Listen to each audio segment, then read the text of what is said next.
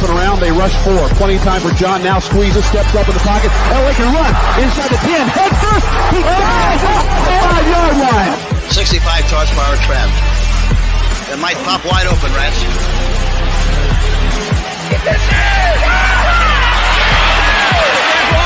that there, Rats? Oh, touchdown, baby! Yes, sir, Rats!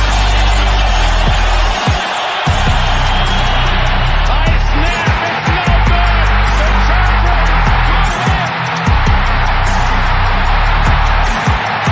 Here comes the rush, he sidesteps, can he throw? He can!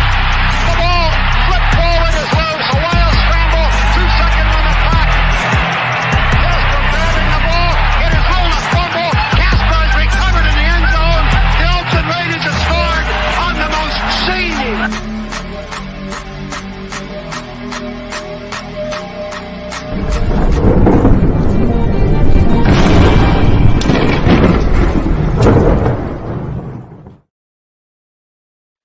Hello and welcome to the Wild Wild West podcast. I am Richie Richey of the MHRT Network on this Wednesday evening. I'd like to thank all of you for joining us today. And wow, do we ever have a fiery crowd in the chat today. I really appreciate all of you for joining us live. Just as a quick reminder, it really does help all of us. If you go ahead and click those like, subscribe, and comment after the video, it really kind of tweaks the YouTube algorithm to allow more fans of all of our teams to join us live. We get a lot of extra traffic that way, and we get more people just like yourself in the chat, which allows for some very lively conversation, not to mention some great comedy skits after the fact. So I'd like to welcome all of us here today. We have had a super busy week, especially the last few days, really.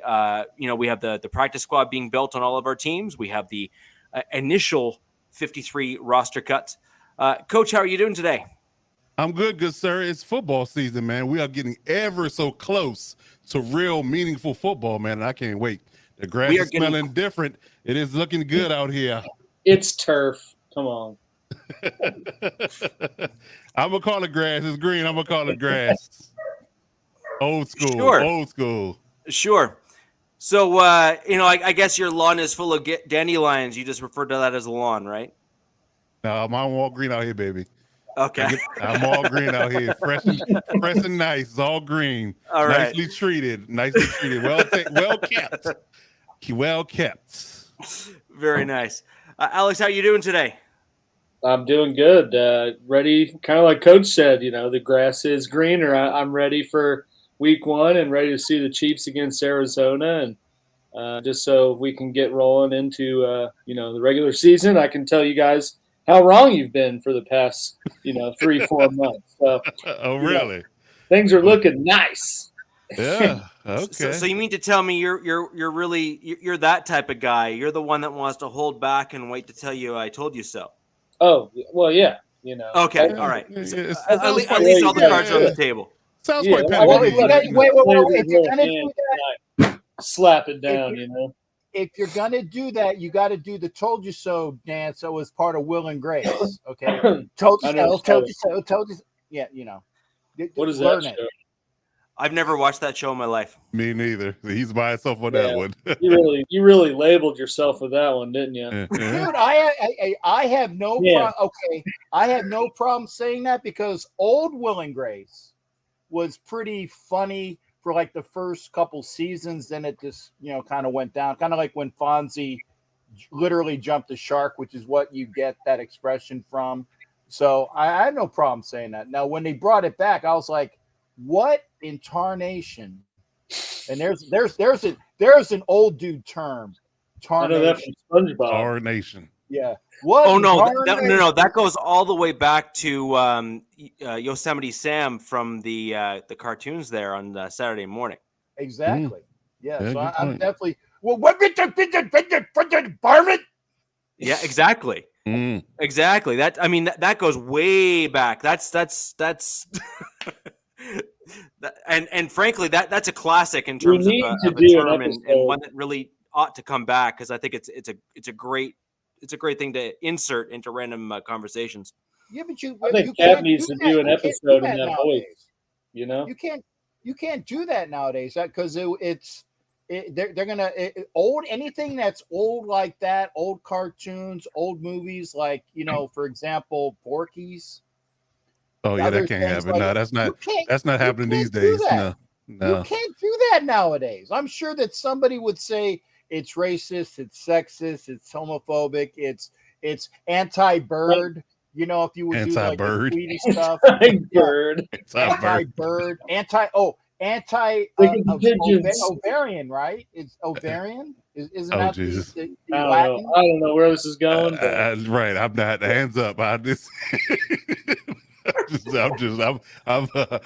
that one. I'm out of that one. My neighbor has a shotgun that begs to differ about anything anti-bird, so we'll just call that what it is. That's the stand.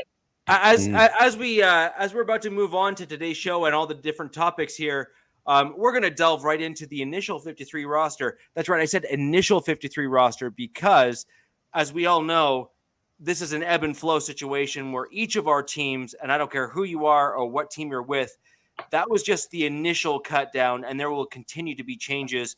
So we will likely not see the same 53 men on the roster today as we will come opening even week 1. Very possible. Before we delve right into it and get into the 53 roster and throw over to Captain Jack to give us his take on what happened with the Las Vegas Raiders, I'd like to thank all of you for joining us live in the chat. Just to give a shout out to some of our viewers that are live with us today. Avatar, thank you as always for joining us. You always bring some historical references to the Broncos, and I know that you and Captain kind of volley back and forth on some of the the yesteryear Broncos, Raiders, etc., which is amazing because that really gives some context as to where we are now. Tito, thank you for joining us. We also You were late. You were late. That's right, Cap. Yell at your fans. Yeah. Get off my lawn. That is by definition salty pirate. Right. And SoCal Slime, thank you for joining us today. That is incredible that you are back with us today. And we have a Facebook. We have Filu Rubin. Thank you for joining us today. Everyone, if you are over on Twitter, I'm going to quickly go ahead and throw a banner up.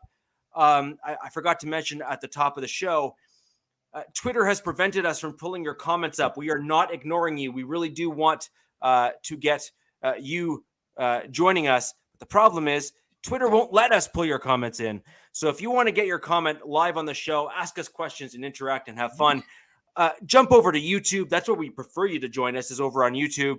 And if you would prefer not to join on YouTube for whatever reason, Facebook will also allow us to pull up your comments here on the show live. And thank you all for joining us live today. To go back to some of the folks that are joining us live, man, there is a long list here. Lafayette, thank you very much for joining us live. We have Matt Maravich. How are you doing today? Marinovich. What? Marinovich, just like the quarterback. Sure. We have DZ. Thank you for joining us again. Always love the Twitter and kind of back and forth there.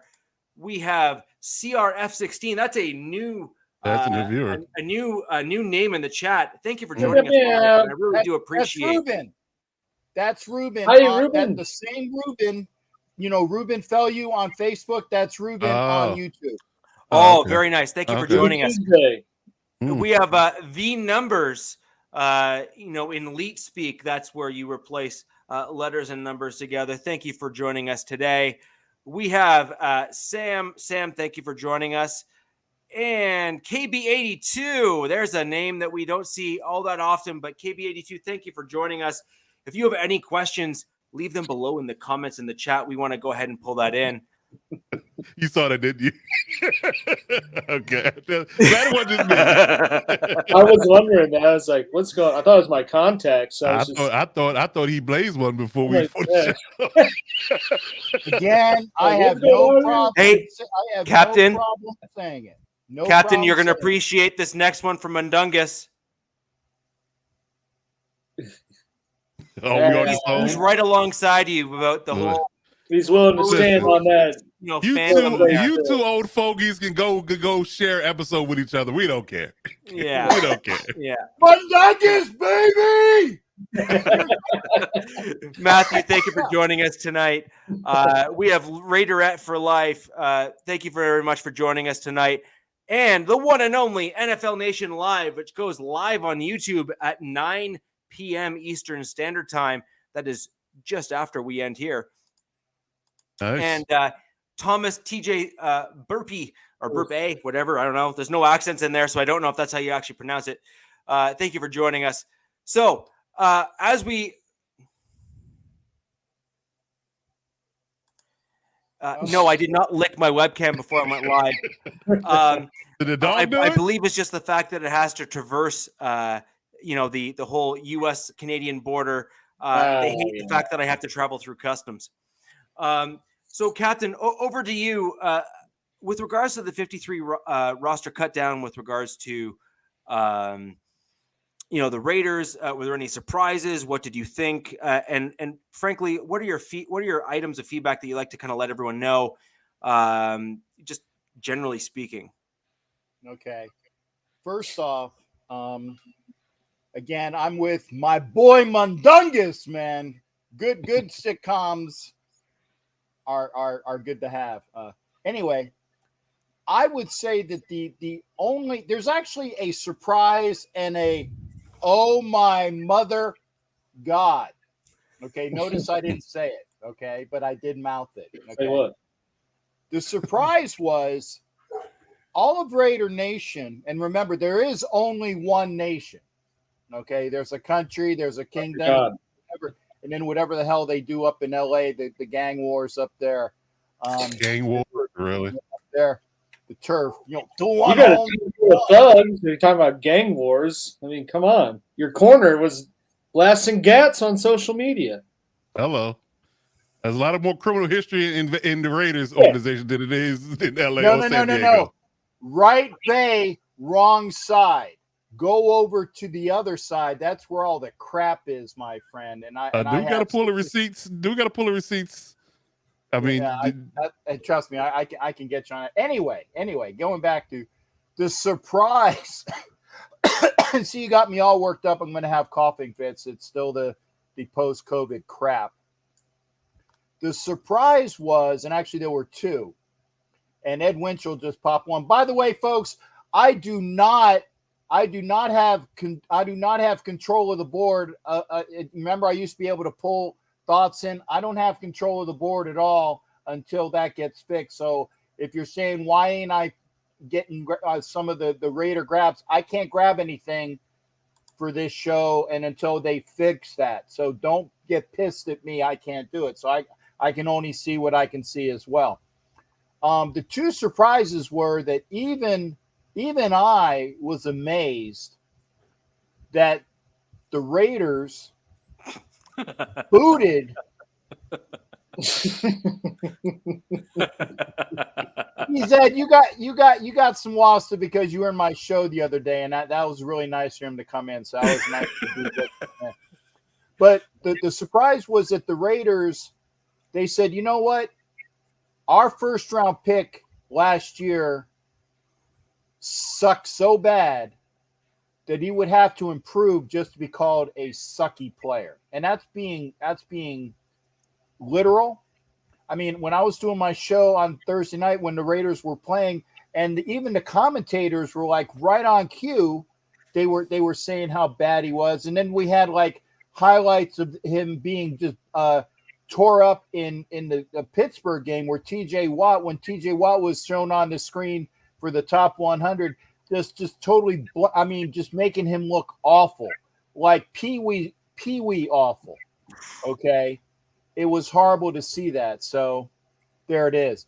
The fact that the Raiders cut him loose, that would have never happened in an Al Davis regime. Never. No matter who it was, if you're a first round pick or a second round pick, you have your scholarship for as long as forever. Okay. But the new regime figured out that this guy has lost all confidence, and that's what it is. He's not as bad as he was playing. He really isn't. You know, he was an Outland Trophy winner down in Alabama, but he's god awful. So I think that somebody is going to, and that's my greatest. That might be the best comment that I've seen. Yes, I like that, ever. And that's from a Raiders fan. Yeah, that's right there. Good job. Yeah. But the thing is that we cut him, and and I would say bravo to the new staff because they have nothing. They have no ties to Alex Leatherwood. And even though that they were eating a lot of that cap, they're like, you know what? You're gone. Hey, Cap. They got rid of him. And don't wait, coach. Wait, coach. I had a question about what you said. I had a question. No, because I think your question is going to be my addendum in a minute. Okay, go ahead. I think your question is going to be my addendum. So not only did they get rid of him and they took the big cap hit, but they also traded Mullen, who was oft injured and was not, you remember your best ability is availability. And he was a decent cornerback, but he's oft injured and he had a really crappy attitude. I'm being kind saying crappy because I really would like to use the word that begins with S and rhymes with city. Okay. Attitude. And that's Mullen.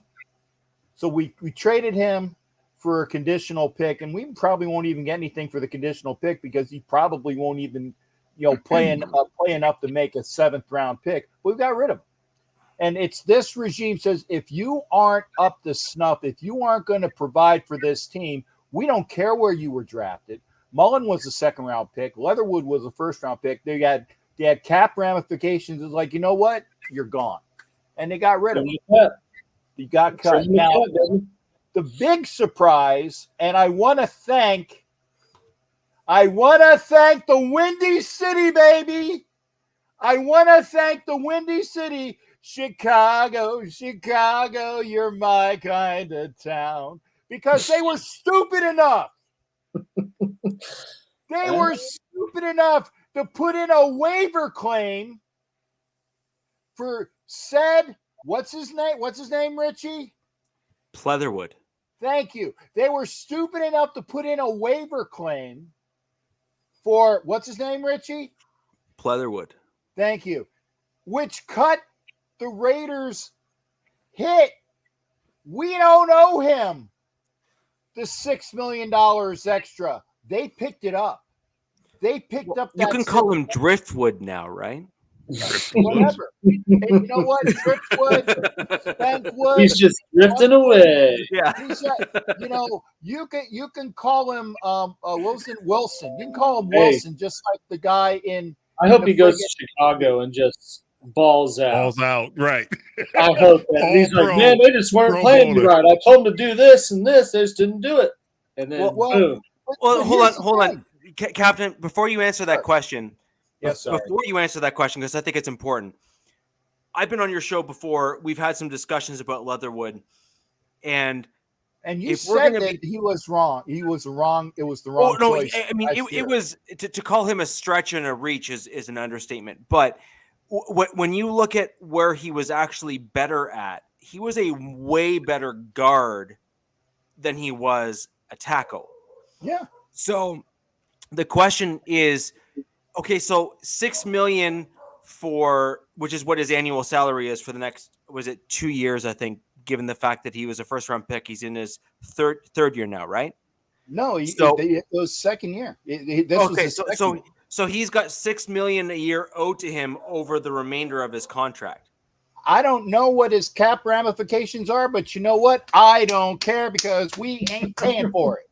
No, so even from what I read, it's $6 million a year for the remainder of his contract. So 2 years and an option, which is no, it'll be 3 years and an option, right? Because he's a 1st round pick. 5 years. So 5 years. If he's 1 year off, then that means he's $6 million, and then you have the 5th year option. So if he can turn it around as a guard, $6 million a year is not that bad if he is a starting guard in the NFL. And so I guess what my question is if he was looking good as a guard, or at least decent as a guard, which is what he was looking like, why wouldn't the Raiders have simply moved him inside to guard if he was looking okay at that position? Because $6 million a year for a starting NFL guard is not necessarily horrible value. I'm glad you asked that. Well, I'm glad you're glad. He didn't even. Let me get in a close up here. Okay. He didn't even play well as a guard in the preseason. He is shot mentally. Mentally, he is shot. Do you understand the words that are coming out of my mouth? I definitely need a trim on my mustache because everybody can see I look like Wilford Brimley. But it doesn't matter. Okay.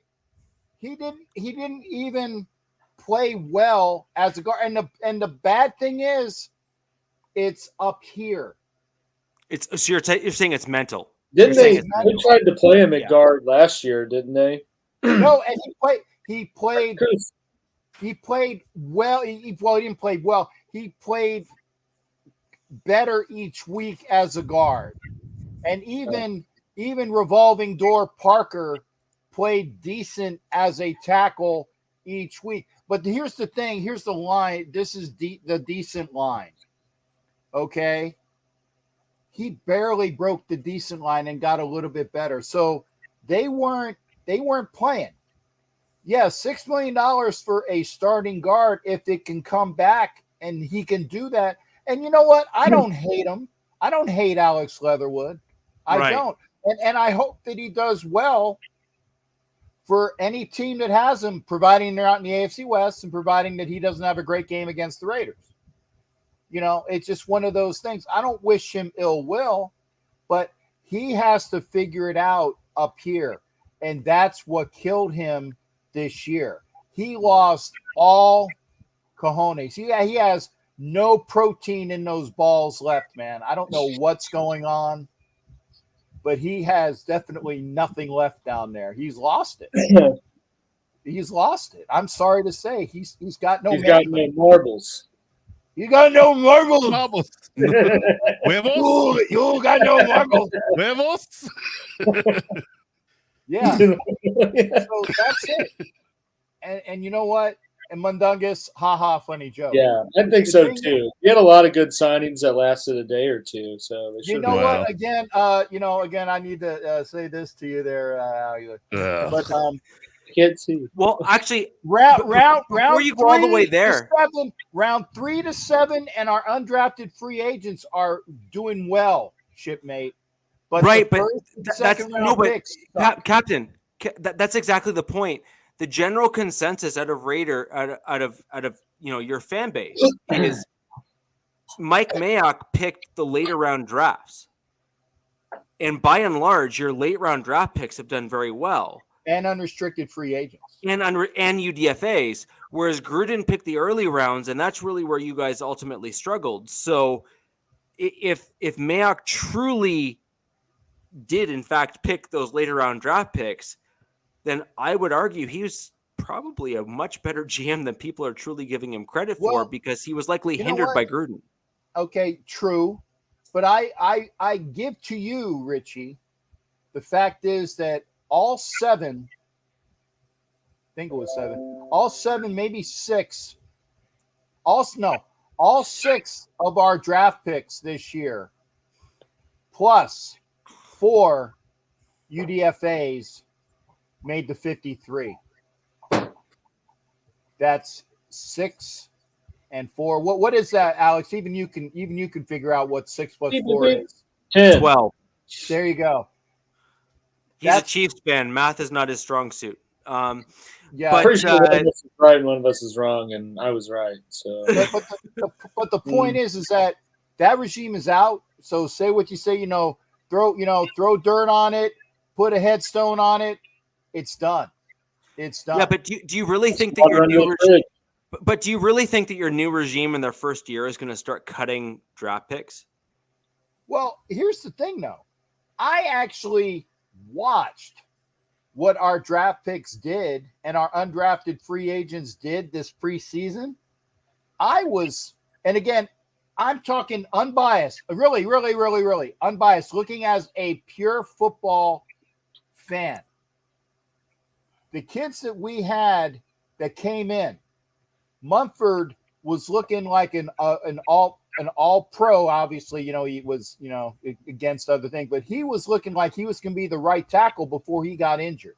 Okay. And that's the kid that was a good product out of I hate saying it, Ohio State University, when he was a all Big Ten product. And we got him in the 7th round. And the only reason why we got him in the 7th round was because he went from tackle to guard back to tackle, and he kind of dropped in draft status because of that, because he was a team guy for Ohio State. But he was just kicking ass and taking names. Okay. 7th rounder Parham looked fantastic. In fact, he might be a starter on the line at left guard. Yeah, thanks, Jack. Hey, hit those like buttons, especially for my channel and MHRT and coaches stuff. And as soon as Alex figures out that he can get a YouTube channel, doesn't cost him any money, he'll have a YouTube channel too. He's getting there. He's coming. He's getting there. That's I love him. But no, and you got, like I said, Parham, and then you got Mumford. The two kids that we got on the line, Farrell and Butler, played well. Okay. And then you got Britton Brown, who was the 7th rounder. People were kind of scratching their head. I think he led the NFL in yards as a running back, or at least was top 3 in yards of running back in the preseason. Okay. I know for a fact that he definitely led at least one of the weeks. He was the leader for one of the weeks. And that's not saying how awesome Zeus White was, who's probably gonna take Jacobs off the roster next year. So then you got those. You got the kid, Webb at cornerback. That's why we let Mullen go, because Webb played so well. You got Bam Olaseni, who is a mountain that we picked up on our practice squad. He didn't even make the 53, but he's going to be a product there on the practice squad. You got Masterson and Butler, the other Butler, undrafted free agents that were studs as linebackers, okay? And I'm glad they made the squad. And it's not that they were products or they were coaches' pets. These guys kicked ass and took names. They were that good. They were that good in the preseason.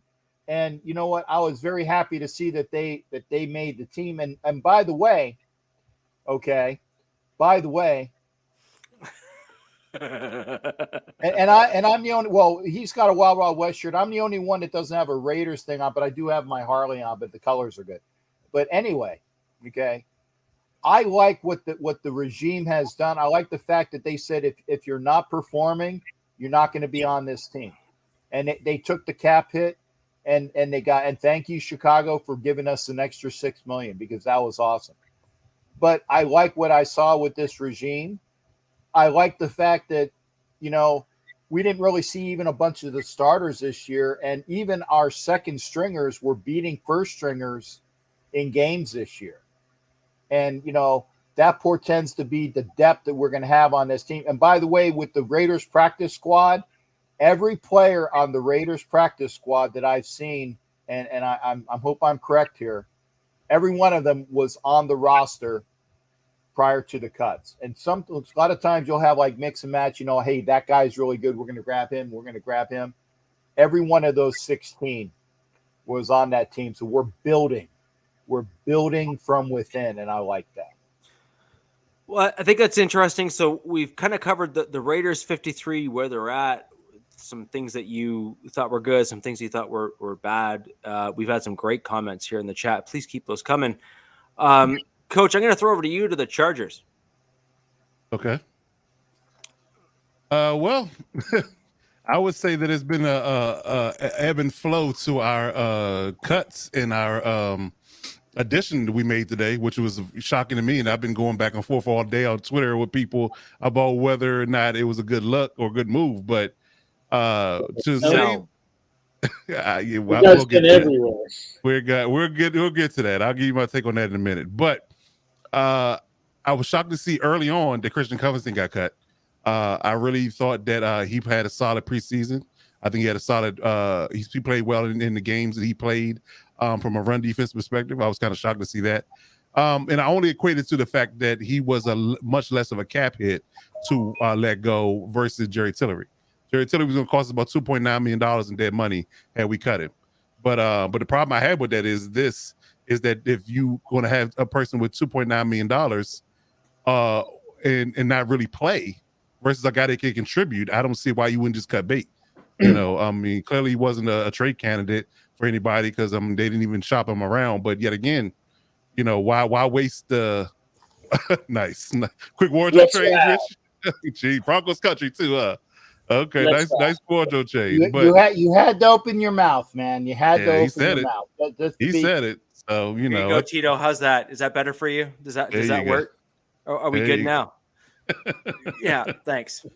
But nonetheless, the Christian Covington was a bit of a shock. And then the fact that they kept 4 running backs, and this is prior to the move they made today. They kept Larry Roundtree on top of having Isaiah Spiller and Josh Kelly on the roster already, who had solid camps as well. So kept Larry Roundtree only to ultimately, when they saw Sony Michel be let go from the Dolphins, they brought him in for a visit, and he did. It was such a quick, short order too, because they brought him in, had a visit, signed a contract, and they put him in uniform this afternoon for practice. He was out there on the practice field already.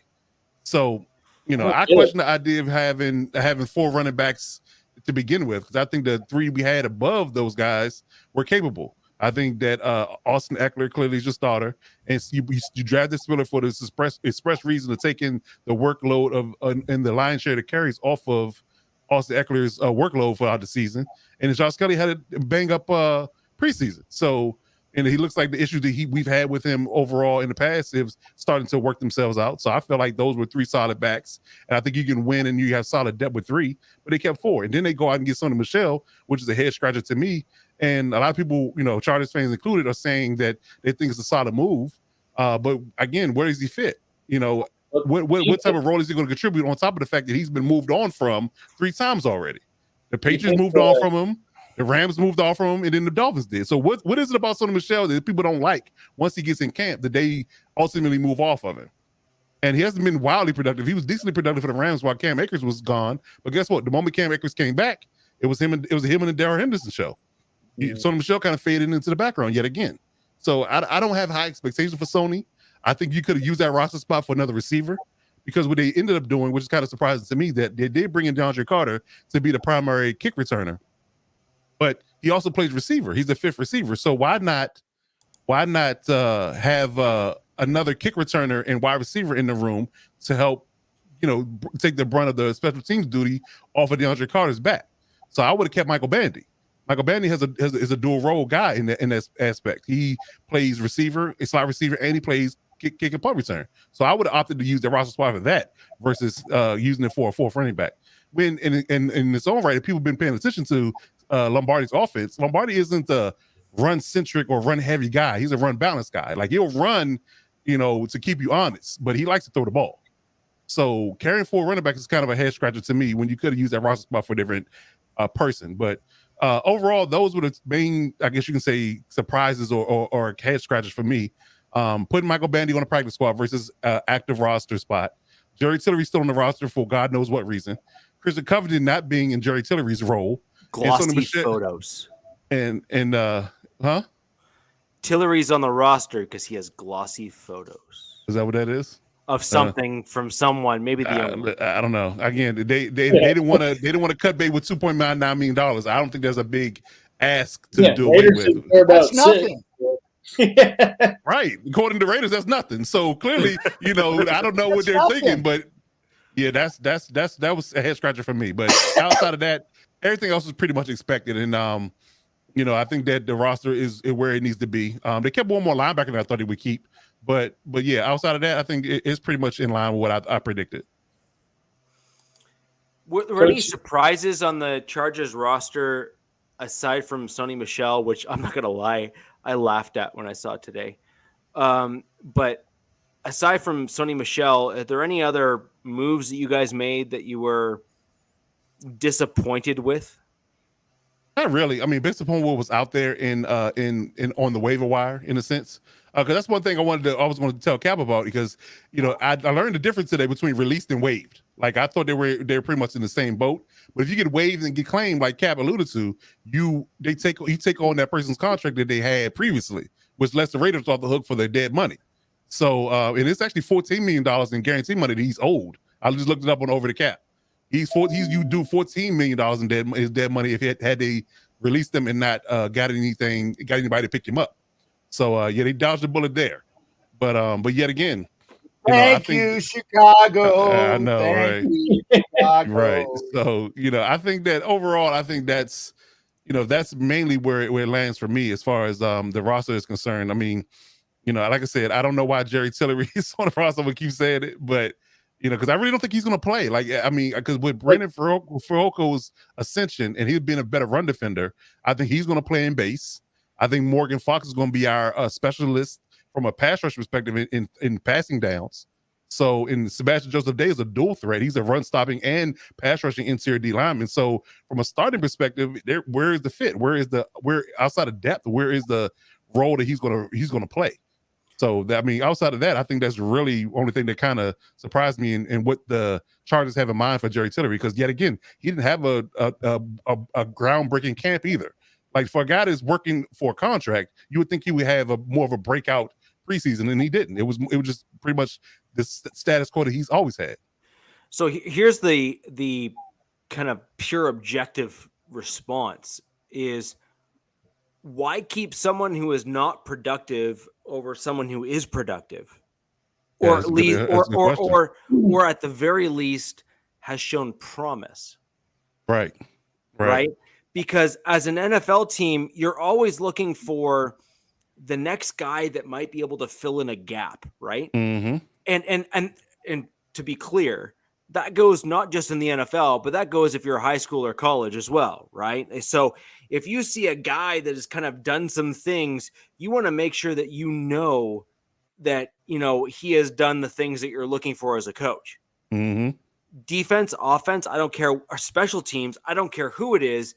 You're going to let that guy know that he has filled in those voids that you're looking for as a team.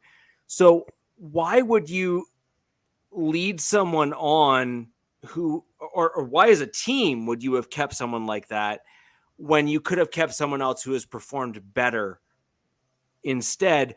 And moreover, as a Chargers fan, does that make you question some of the coaching decisions? Not really. I wouldn't say. I mean, because you're not going to get everything right. From a front office in I never said you were going to get everything right, but my question is that's a decision-making process from both front office and coaching staff. Mm-hmm. So is this a front office listening too much to scouts and not enough to coaches? Like, does that start, like, as a Chargers fan specifically, does that start raising flags?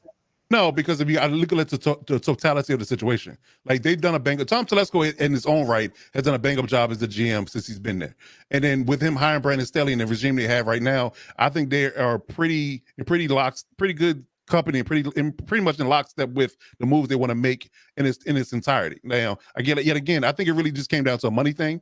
Like, Christian Covington didn't have any guarantee money in his deal. Like, he was on a 1-year deal, no guarantee money. So it was kind of it was just really a cap casualty money thing. So I would take no cap hit, and I think the Chargers have the lowest amount of dead money on the books in the entire league right now, versus having a $2.9 million cap hit with Tillery. So if it's I want to say if it's close, you go with the money route, versus saying that he just a complete utter dumpster fire of a talent that you just got to get rid of, a la Pleatherwood. Or you just, again, if it's a close race, you stay with the guy that's making the more money. And again, you will completely clear the books and completely be over Tillery's deal after this year. Like, this is the last year of his deal. So if you pay his contract out, there's no dead money, and then you have money to recoup and don't have any dead money to pay out, and you can re-sign guys, a la Justin Herbert's contract's coming up soon, and things of that nature. Keep your books kind of clean. So when those big money deals come up and you have to re-sign guys that you really want to keep, you have that freedom versus having to pay guys in dead money, for the next 2 to 3 years. in a sense. So I think it was a financial decision versus a talent decision.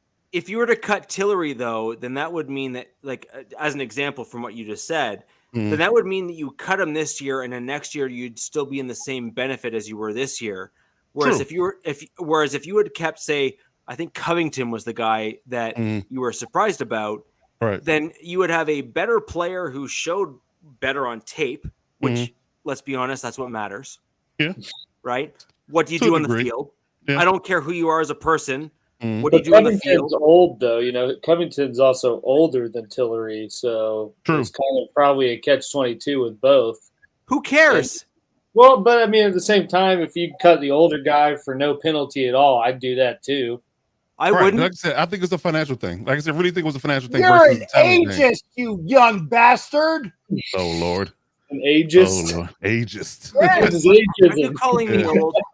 Yeah, but I don't. But again, I mean, just to answer your question, I don't think it was a issue with it being a issue with the front office having bad decision making, having a bad decision making moment. I think it just really came down to finances. I think that's really what it boiled down to.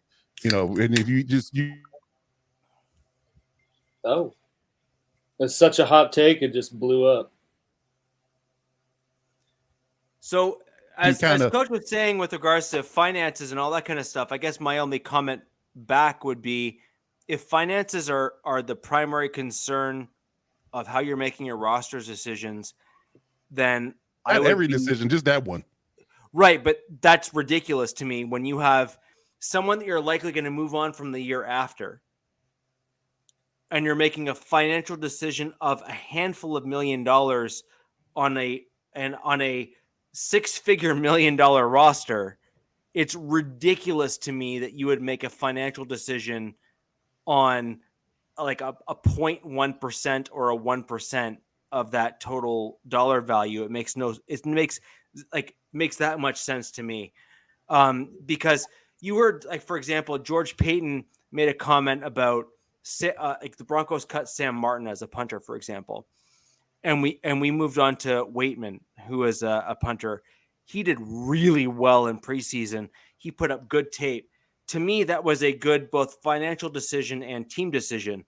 We didn't see a drop off from him as his play on the field in the preseason, and we saved money as a result. So as far as I'm concerned, I see that as I didn't do that. No, that was a California thing. I am pretty sure that is a brownout, probably where Coach is located. We'll have him back shortly. He's in the Carolinas or Virginia, though. Oh, well, I either way, I guess that was just lightning striking, right? So, I mean, at the end of the day, you should not be making decisions off of a few $1 million if it means the difference of having a better team. And that's really where I was going at with that. If you're talking $2 or $3 million on a roster that's worth like $300 million, that's ridiculous. You should be keeping the better player to make your team better, especially if you actually want to win. So it just makes no sense to me whatsoever. Now, Coach kind of gave a bunch of really interesting takes there. Alex, I'm going to throw over to you real quick. How are you doing with regards to the Chiefs? What are your takes on the 53 roster cuts? Where are you at with all that? Yeah. In all reality, there wasn't a whole lot that KC did that wasn't a big shock or surprise or really anything that it's pretty much in line with how I thought it would play out as we discussed last week. The biggest shock, I guess, was just that they kept 3 QBs in Buechele, Chad Henne, and obviously it would Mahomes, but just the fact that they kept 2 backups behind Mahomes, just because I kind of thought they would go for more depth at wide receiver or perhaps on the offensive line or just somewhere on the offensive rather than have 3 QBs. And then, kind of in line with that, they only have 5 wide receivers and then 5 running backs, one of them being a fullback. And that was the other surprise, I guess, was that they kept Ronald Jones. I didn't really think that he was going to make it, just kind of with the log jam. And the log jam at running back and just kind of where I thought they needed more depth in other spots. But from what all the coaches were saying, he kind of played his way down the stretch of the preseason onto the roster. And so really, in terms of the offense, really no big surprise outside of only having 5 receivers and 3 QBs. Pretty much kept everyone okay. Fair enough. And the bad thing is that he runs the studio. Yeah. Everybody's having issues today, huh? He said, anyway, I'll just keep going. I guess we're going. But, really didn't think on the offense, I didn't think they did anything too crazy. I thought it was interesting on the defensive side of the ball. They only kept 4 D tackles and 4 linebackers. Went for 6 defensive ends, and a couple of them, well, really one, Joshua Kendo, he's a guy out of Florida State, made the 53, and he didn't really do all that much against the, third teamers out when he was playing to what I thought warrant being on the 53. But there's kind of a caveat with the 4 linebackers, though. They had the designation of Blake Bell, the tight end. He's going to go to the IR. They didn't do that before the cuts because that would end the season. He's not going to be out for the full season. But that's going to bring up another linebacker, Elijah Lee. He's going to be on the 53-man, week 1. Kind of like we talked about, this is just the initial roster, and it's always going to change. I thought it's kind of interesting that was it last year they changed the practice squad to 16? Yeah. The COVID year, I think the first COVID year they changed it. But now they have like those what is it? I think you have like 6 vested veterans on the practice squad, and it's almost like you can kind of interchange them out depending on where an injury is or something like that. So right now, Danny Shelton and Taylor Stallworth, which are both defensive tackles who have started on other NFL rosters and played in meaningful NFL games. Currently they're on the practice squad with the mindset that you'll be able to kind of move them up and down each week where things are needed depth wise or depending on some injury or something like that. So I kind of think that the 6 defensive ends they kept is not a permanent thing. And that was just kind of the raw of the first announcement, but I think they're going to kind of interchange some of those guys out. But outside of that, I didn't really think that they did anything, too crazy in terms of their cuts. They kind of got rid of the usual suspects that you anticipated were going to be gone just by how the preseason went. That's really it. Just kept the status quo, made it out of the preseason pretty healthy, ready to roll for week 1. So, Alex, in hindsight, I didn't see any major injuries come out of Andy Reid's kind of older style of putting, starters in preseason, etc. Do you think that will actually help you long-term with kind of knocking off the rust? Or do you think that may have added some extra wear where, for example, I'm not trying to pick on names, but like Kelsey, for example, has looked like over the last couple seasons where he has lost a step as the season has gone on, likely due to wear and tear, because he's just been targeted a lot. So I just think that tackles, I don't care who you are, a 200 dude tackling you is going to have an impact on your body. And so I do wonder if those types of decisions may have impacted the long-term options for your team. What do you think? Yeah, well, in the Packers game, they kind of did. They sat a little more of the starters than I thought they would. I mean, Mahomes didn't play at all, and he saw some of it in the Packers game. No, he played. He just didn't play in the last game. Yeah, that was the last game, wasn't it? That's what I'm saying. Yeah, the Packers game was the last game. Yeah. No, but like Mahomes played during the preseason. It's not like they kept. Oh, yeah. Okay. Yeah. I don't think that that's really going to impact anything in terms of the regular season. And honestly, like I said, kind of right before your question, they came out of this preseason pretty healthy without any major setbacks. From what like you saw Patrick go down early, and some kind of across the league, some key players have been injured in preseason, and KC made it out without any of that. You have Blake Bell on the IR, who's third, second tight end, and Niang are the only two coming into the season that are carrying any sort of injury designation. So I think everything's good to go, and how Reed handled the preseason didn't seem to affect anything health-wise, at least as the preseason went on. And I think that kind of with that, you're going to see some of these guys in better prep and a better, just ready to go more. Although when you get to that level, making money, you should be ready to go at any point. So, I don't know if it really matters one way or the other if they're playing in preseason games or not. Sure. I mean, that's fair. It's like, we spoke about it last podcast. It's really, it seems to be the line in the sand between the new age coaches and the coaches that have had extensive experience in the league. And I'm not saying one is better than the other, because like Sean McVay, for example, has had extreme success at the NFL playing that style of football in preseason.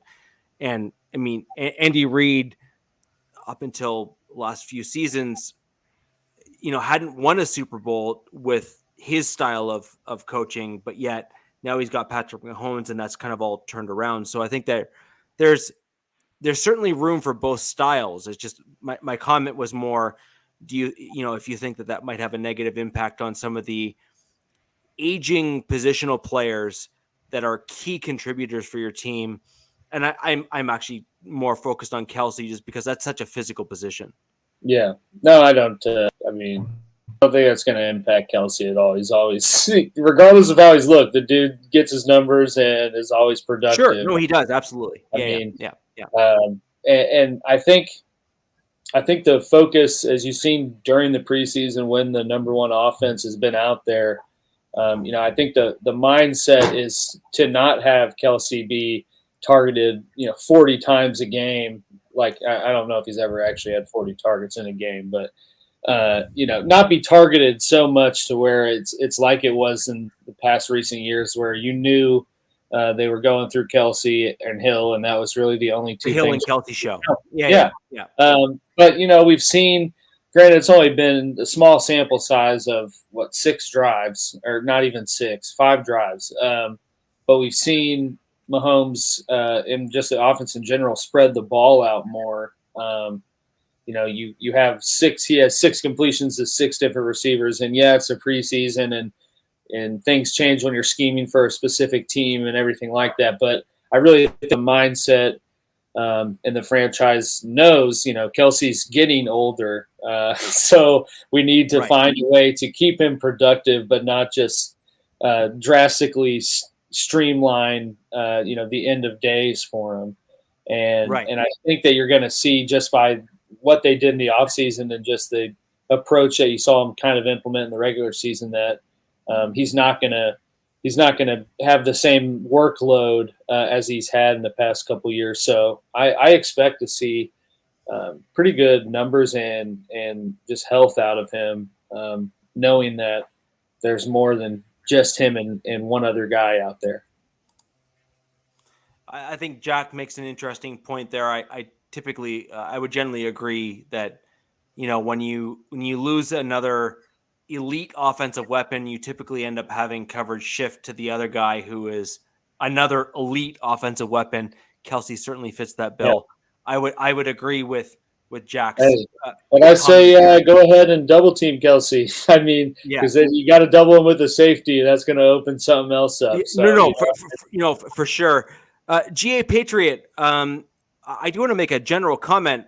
I really love the fact that you've been so engaged in the show tonight. And for all others who wish to ask their questions, there's a chat directly below here on YouTube and on Facebook. Go ahead and leave your questions below.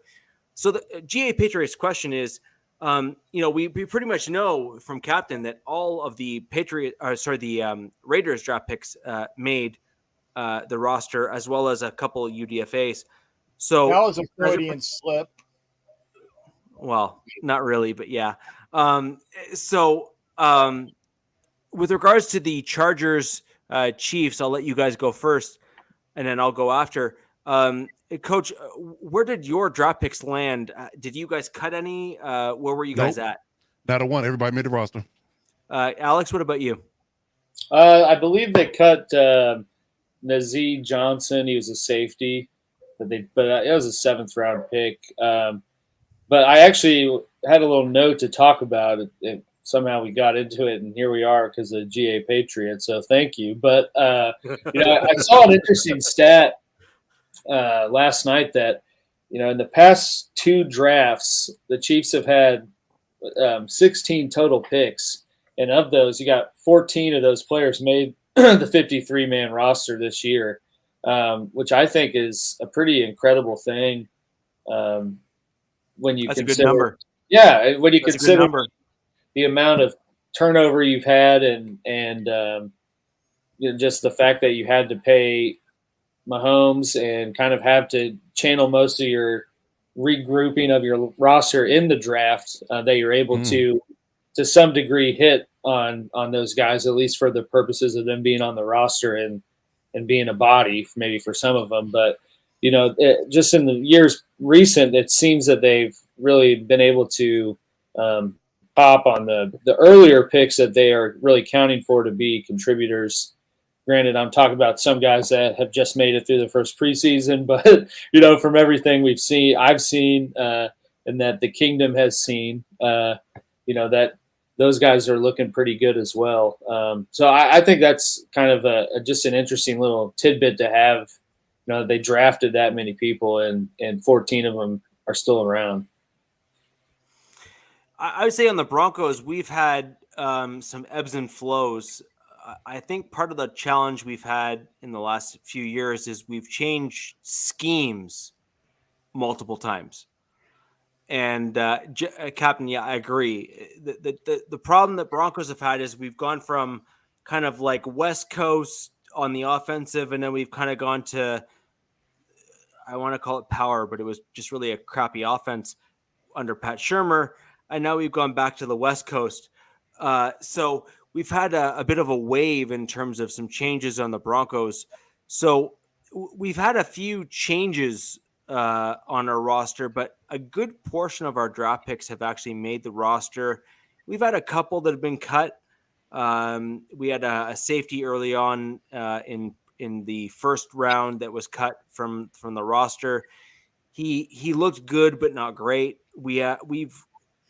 The challenge with the Broncos is we've done really well at drafting and bringing in UDFA safeties.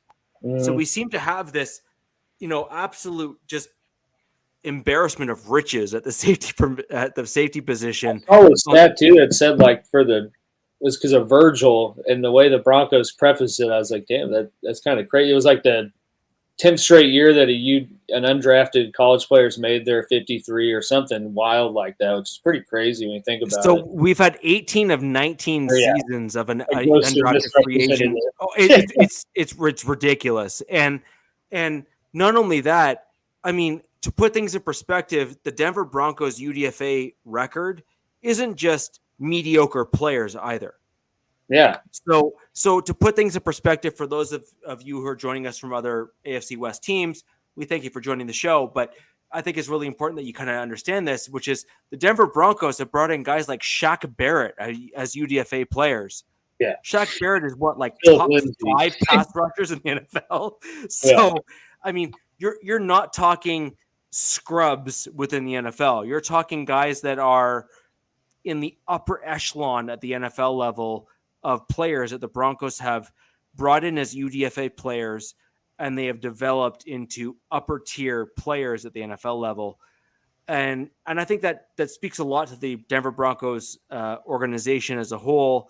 Now, I think what it also shows is that the Broncos have struggled to properly recognize talent and adjust to that talent to keep it on the roster. Because a normal team would have never have let a guy like Shaq Barrett go. The Denver Broncos should never have let him walk. He's now in the upper echelon of pass rushers in the NFL, and we let him walk to the Buccaneers. And that's that's really an issue that I think the Broncos are going to have to correct going forward. So I think that's something to consider and looking forward on from the Broncos perspective, is that we need to start looking at those top tier players and we need to retain them as a team. And then we need to maybe move on from guys that are middle of the pack and not re-sign them to big deals. Yeah. What did Barrett even want when they let him go? I feel like it wasn't that crazy. And then, in terms of the money. Oh, no, we could have kept him for a fraction of what he ended up actually getting paid. And we really blew that as a team. So I'm but nothing but objective. And I think that's why a lot of other AFC West teams are actually okay with my takes, because I'm not unrealistic in the way that I assess my Denver Broncos. But I'm also critical fairly to the other teams in the AFC West. I'm not one of those guys that are come out and just say, I'm a Broncos fan and therefore every other AFC West team sucks. Yeah. So I do feel that I'm pretty balanced when it comes to my critique of everything else. But no, it's the Broncos roster, generally speaking, has kept the majority of our draft picks, specifically this year and the year prior. I do believe George Payton has done an excellent job at drafting. I'm going to use his terms, that middle section of the roster. So when you look at the midsection of the roster, those kind of middling to upper middle players at the NFL level, the Broncos have done an excellent job at drafting those guys. The challenge that we have now is we need to start targeting and identifying the guys that are diamonds in the rough, like a Shaq Barrett, and keeping them. Mm-hmm. And that's really where the Broncos have struggled in recent years. And not to mention, we also need a right tackle. Like, truly, we need a right tackle. Just like, we really need a right tackle. If you didn't hear him or didn't hear him clearly, you need a right tackle. Yeah. I think you guys need a right tackle. So with that in mind, I'm going to move on to the Denver Broncos to cover off the 4 of our 53-man roster initial cutdowns. By and large, there was very few surprises in Broncos country with regards to the 53-man initial roster cutdown. There's a few names that a number of Broncos fans would have liked to have not seen cut. Kendall Hinton would have been one of them. He was our fourth string quarterback who stepped in against the Saints, who is now in the Hall of Fame for his efforts to try to fill in for the Denver Broncos. He really has elevated himself as a wide receiver at the NFL level. I'm quite surprised that he was able to make it through to come back to our practice squad. I actually thought that he would have been picked up by some other team, because I actually think that over the last 2 seasons, he's proven himself to be a stable, reliable wide receiver at the NFL level. It's really unique. It truly is. It's really, really, really unique. So as I'm looking ahead at some of the other positions, I'm not surprised that we kept Justin Strnad. As you remember from our last podcast just last week, I said that I wouldn't be surprised if we kept him. We did. However, I'm also not going to be surprised if we replace him, because I think we will. So we'll see what happens in the back end of that inside linebacker room. We have a guy that we kept on the practice squad in Mulaga, who, in my opinion, showed as a better player at the NFL level at inside linebacker. I could see those two switching come mid-season. where we would cut Stranad, maybe bring him back as a practice squad guy, and have Malaga actually land on our 53. Because I think he's a better tackler. I think he's shown to be more akin to a Josie Jewell, but also much cheaper. So I actually think that from a defensive standpoint, he is a better choice for our team to keep on the roster than, say, a Stranad, for example. I believe Stranad has been late to tackles. I believe he's giving too much cushion to try to make up for a lack of ability to read the play. And I'm not trying to be rude or critical, but it seems to be my assessment where he leaves too much gap between him and the player in front of him. And you cannot have that at the NFL level. You'll be beaten every time. It's a given. So the other things that we saw that I wish the Broncos had not done is we cut Seth Williams, and I think that he really deserved to make the roster. I think he did enough during preseason, and frankly, from everything I've heard, the Broncos have a claim on Williams, but he's basically holding off on returning to the Broncos as he assesses his options. And I think that says a lot.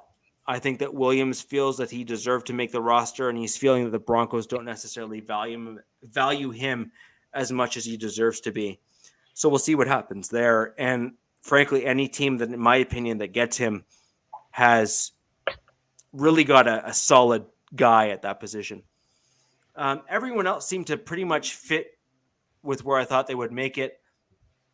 The only other guy, two guys actually, that I felt really should have made the roster. I think we should have cut Andrew Beck and kept Devine, the running back that we signed last week. He looked incredible as a running back, and I felt deserves a chance to remain on the 53. We did get him back on the practice squad, but we need to be very mindful that I think other teams might be interested in someone like that. But he was a spectacular running back. And last but not least, Netane Muti. He's a guy that I think the Broncos were lucky that he's hurt.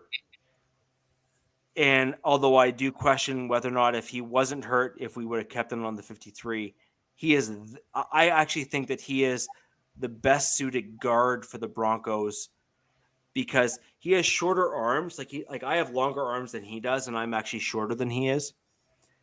But he is probably like 10 times stronger than I am.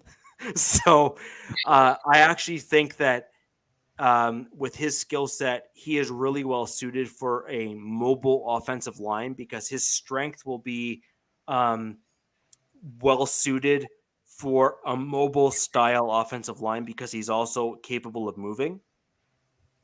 And the fact that he's moving and pushing guys out of the way, I think, is well suited for the outside zone scheme because his arm length is not going to become as large of a factor because he can just throw guys out of the way. T-Rex himself.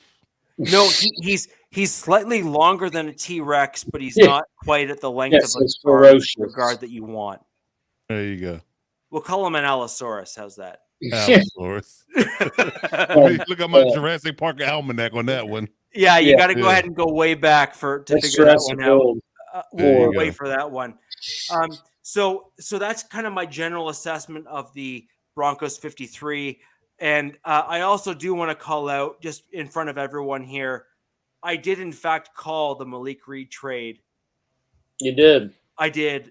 And I think that's important.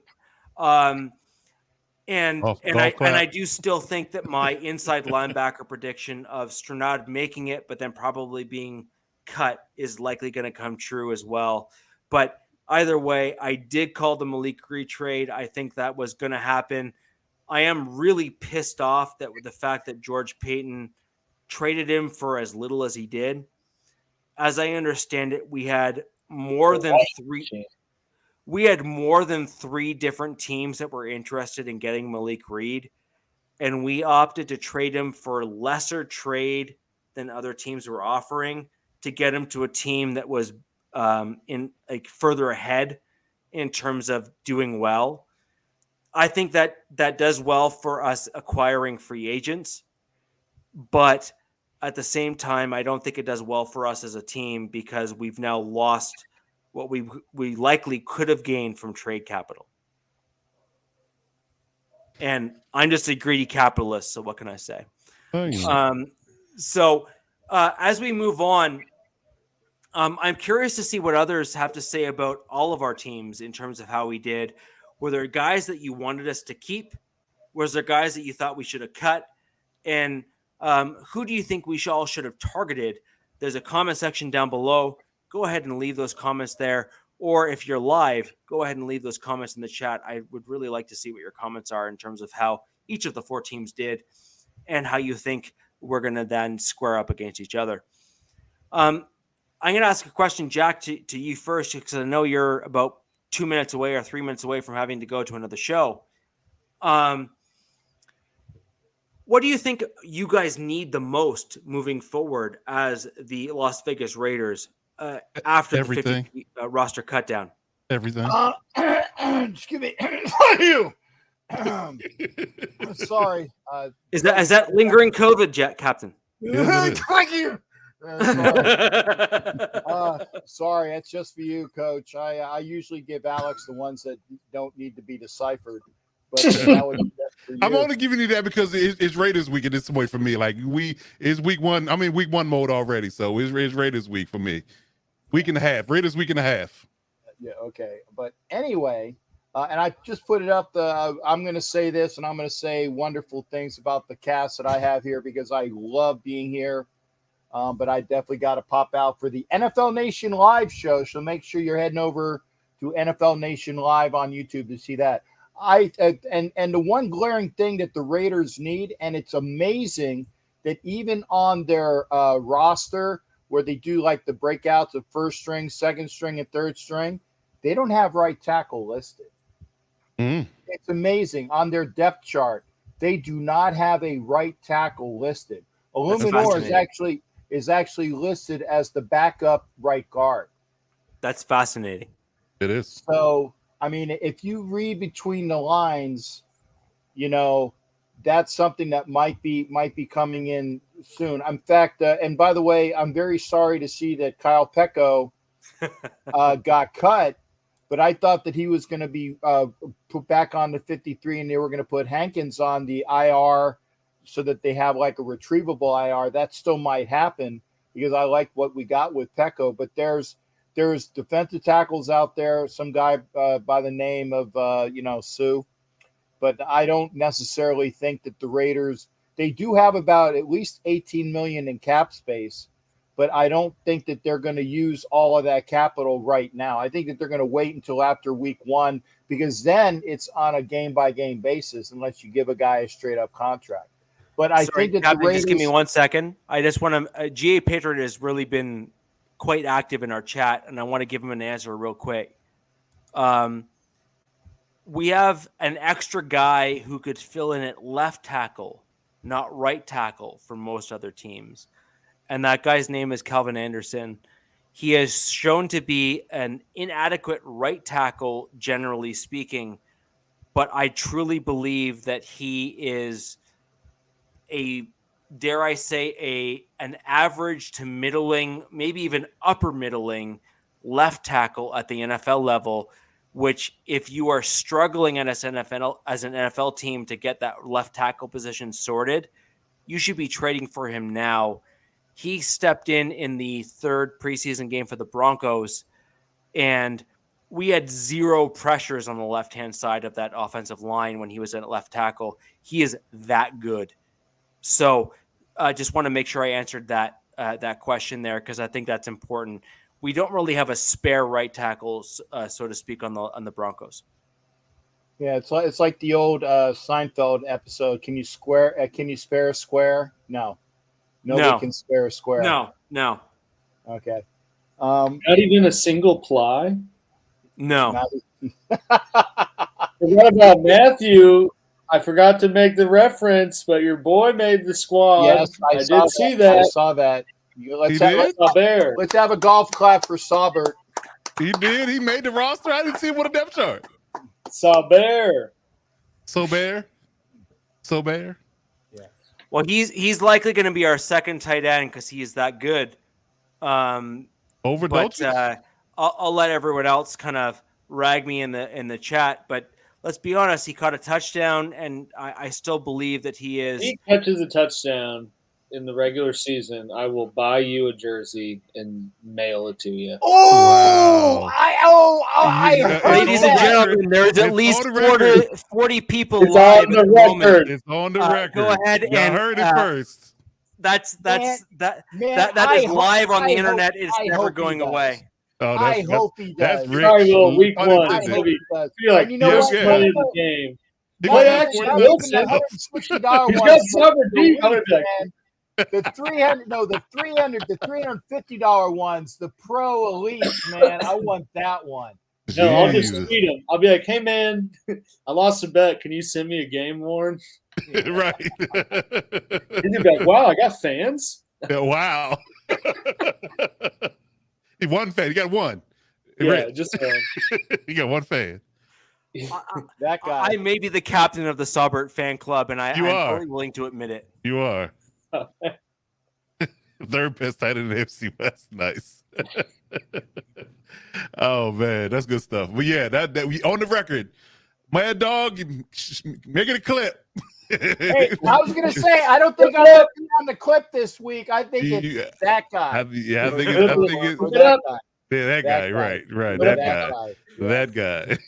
And we switched sides here. It's throwing me off. So I know, Captain, before that was interrupted, where do you think you guys need to maybe tweak your roster to really elevate the Raiders to, take over the AFC West? Well, we've done that already, sight unseen. But I still think that actually. I'm sorry. yeah, you're having some of that COVID cough too, there, Coach. Yeah, a little. I actually think that that they're gonna get a defensive tackle, and that they're gonna let right guard or right tackle play out with Illuminor, and maybe a surprise pickup. But I think that they're gonna go after a defensive tackle more than they are gonna go after a right tackle, because again, McDaniels knows what he has with Illuminor and Brasili based upon his playing days in New England. And he was playing a very good right tackle for them for I think 6 to 8 games before he got injured a couple years ago. So I think they're gonna roll with what they have there. I think they're probably gonna go defense, and I hate saying it as well. I think we're thin at cornerback. Even though I like what we got with Webb, the kid that's the rookie, I think that he will play up in that. You get a couple injuries to Hobbs, Everett, and Rocky Sin. There's not a lot in the cupboard after that, so we'll see what we got. I have to agree with your assessment. I think that cornerback and right tackle, your two biggest needs. It would be very interesting to see what you guys do to fulfill those needs. I actually think that Hillman, as a former right tackle on the Denver Broncos, to me, he screams a Patriot-style guy. He's a very tall, very large mountain of a dude. I think that he can fulfill, and with some coaching, can really do well at the right tackle spot. And to me, he's the type of guy that McDaniels likes at the right tackle position, just like a mountain of a dude. And so I could see him at some point landing with the Raiders if he's not already on another team. I have to look it up. I haven't looked it up lately, but the Broncos did cut him early on in the preseason. Well, you know what? I think they got that with Munford and Bam Olasine. I really do. I think that's right tackle.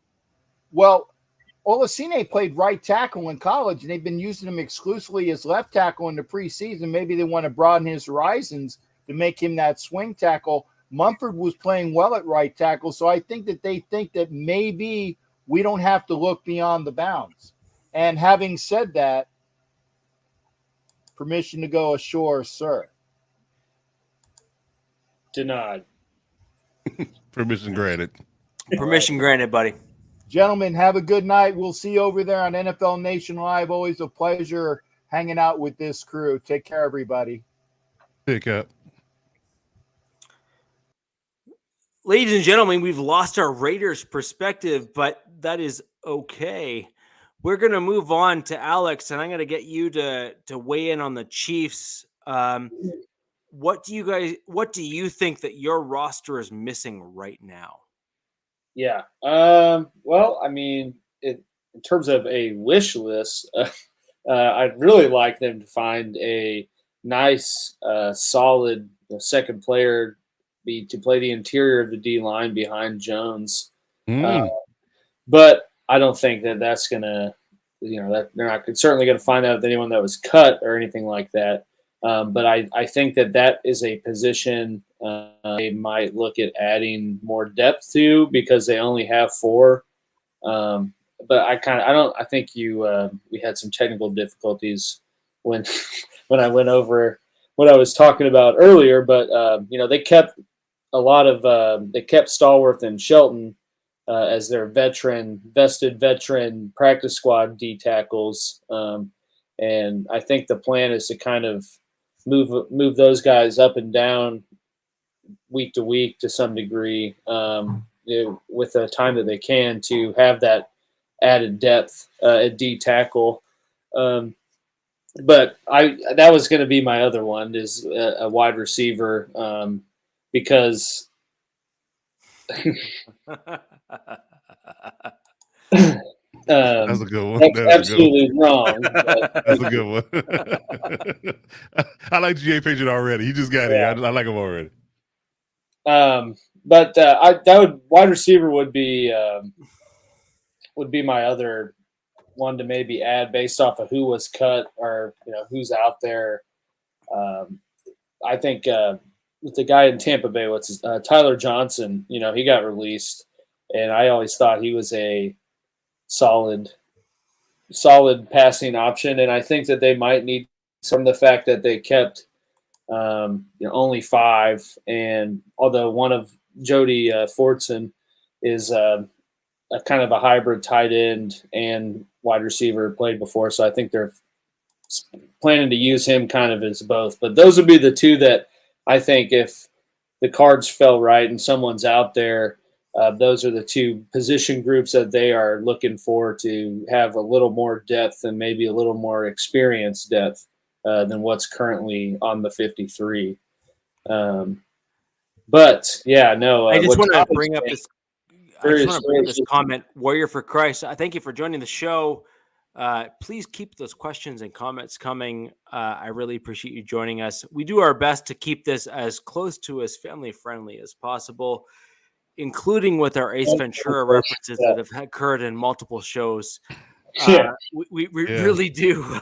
Until we really Cap do goes attempt off the rails. We're pretty safe. Yeah, we are relatively safe. We do our best. So Alex, back over to you. So the gaps there, I think, are what our fans are really looking at in terms of, is it wide receiver? Is it inside linebacker? Is it filling in the safety gap with your various losses in the offseason? What do you think? In terms of where they have like a large disparity from the top to the bottom? Well, I agree. I actually agree with your gap, and I can't put my arms wide enough between Chris Jones and who's behind him. Yeah. Nandi. Yeah, you don't I think that even the Rams would agree that if Aaron Donald were to go down with an injury, they would have an equal gap between the guy behind him. I don't know. That kid Greg Gaines is pretty good. Greg Gaines is pretty good, actually. He is nowhere near Aaron Donald. Oh, no, I'm not saying that. I'm not saying that. I mean, if the Rams lose Aaron Donald, they're probably better off with the people they have behind them. Obviously you can't replace Aaron Donald. You can't replace Chris Jones. Right. But if the Chiefs lost Chris Jones, you would most definitely know it because, they wouldn't be able to stop anybody. It'd be a revolving door in the middle. Yeah. Yeah, I mean, you could see it at times. Finally, I got someone in the chat who's got my back. Tom Hood, my dog, my road dog. There we are. But you could see it at times when Chris Jones was injured or out of games. The drastic change from how the defense played, kind of similar to Matthew, but Chris Jones is, in my opinion, and I think objectively speaking, the second best defensive tackle in the league behind Aaron Donald. So, I mean, it's hard to have a narrow gap between someone like that and who plays behind him. But they've had, everyone they kept has been on the team for 3+ years. Were drafted with the mindset that they would be that middle of the field run stuffer to help Chris Jones, and none of them have really taken off like that. Wharton, one of them they kept. He's actually a Division II player in Missouri, but he's like a pass rush specialist, so you only see him go out there and in passing downs. Sanders, the other one, is kind of a smaller sized FCS player who's always been injured. And then you have Nandi, who's been on the team 3-4 years out of Florida State and is never really, he's had the second role because there's been nobody else. So he's never really gotten to his ceiling or made any sort of significant progressions behind, playing in the middle of the line. So I think you saw them want to at least have more competition at that going into camp. I mean, they had like 8 defensive tackles during preseason. I mentioned Taylor Stallworth and Danny Shelton, are staying on the practice squad as those veterans. So that they still want to keep that sort of flowing. Yeah. Okay. I would have thought with GA Patriot that they were a Patriot fan, but just a really big no fan, I guess. Well, I mean, his avatar is an American flag, so it's probably just like military Patriot, as in like U.S. Patriot, as opposed to like Patriots, as in. I was about to give some real savage Mac Jones comments, but then here we are. Never mind. So I guess do you know who I actually think would be pretty good behind as a better option is a guy that Captain was bringing up and I brought up is Kyle Pecco. Yeah. I actually think Pecco would be a great addition to the Chiefs. And yet Andy Reid hasn't even knocked on the door to say, hey, bring him in. Yeah, no, I mean, I think someone like that is certainly the type of player they're looking for. That's why they brought in that's why they brought in Danny Shelton. I mean, that guy weighed every bit of 360 pounds. It was like, we're just going to have this guy here to absorb triple teams and just stuff the line of scrimmage. But, he, I think, was signed on late. So, he probably, being the size he is, didn't really get up to speed, which is why he's probably on the practice squad outside one of these other guys. But that is the type of player that I think they know they need, and that I think they need is that big body dude that's not particularly known for pass rushing, but more so known for just eating blockers. And that would help the line just in general, and also just give you another option, I guess, or another player out there that is going to be able to do that role efficiently. Right. And Mike, with regards to your comments there, I've always been a huge Saubert fan since he came to the Broncos. And Pecco, when I saw him on the Broncos, was really destined to make the 53, except I firmly believe that the Broncos, and more importantly, John Elway, impacted his ability to make the 53. And that really hindered his career because he had a GM that didn't really believe in defensive line depth and kind of the QB and the gritty style players. And most NFL teams are largely comprised of grit and strength at the NFL level. And Pecco and Saubert are really the epitome of those style of players. And you need those guys. Now, are they going to be the splash players like, your Tyreek Hills or your, your speed dudes? No. Are they going to be your Von Millers of the NFL? No. But every NFL team has like 50% of the roster made up of guys just like those. Just beef. Just beef. They're literally there. Pure American Samoan beef. Exactly, 100%. And that's really important. So you really need those gritty style players. I came from a rugby background here in Canada because for whatever reason, we don't believe in football, even though my family pedigree is CFL football at the pro level. But we don't believe in, the NFL. The NFL has kind of gone away from the grit. And yet when you actually look at the NFL teams, the bulk of the roster is grit still. But the media and the way that the NFL, PR has gone, they are hyping up the quarterbacks and the wide receivers and the splash players. But those are, 5 or 6 players, maybe 10 players out of 53. So the remainder of the 53 are all still the grit and the beef dudes. And so we need to give credit where credit's due.